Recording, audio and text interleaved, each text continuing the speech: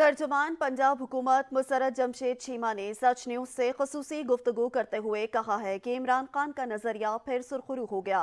अब पीटीएम के पास इलेक्शन से भागने का कोई बहाना नहीं। एतमाद का वोट गवर्नर और पीडीएम के मुंह पर जनाटेदार थप्पड़ हैं। आइंदा सियासत के फैसले भी सिर्फ इमरान खान के ही चलेंगे। बीच में कोई आईनी कदगन तो हरगिज नहीं रही। वो तो अल्लाह का शुक्र है, अल्लाह ने में सुरखरू किया। अब इसका फाइनल फैसला इंशाल्लाह आज की हमारी जो पार्टी की आदत है, फिर उसके बाद सीएम साहब के साथ बैठ के तो इसका हतमी फैसला हो जाएगा। लेकिन बहरहाल इसमें कोई दूसरी राय नहीं है कि पाकिस्तान के मसाइल का हल इस वक्त एज अर्ली एज पॉसिबल, जल्द अज जल्द आम इंतखाबात में है। और उस चीज के लिए मेरा ख्याल है कि जो भी इस रास्ते में रुकावट बनेगा वो पाकिस्तान के साथ जुल्म और ज्यादती करेगा। अभी भी जो कुछ हमारे साथ हो रहा है, हमारी गरीब आवाम ये डिजर्व नहीं करती थी।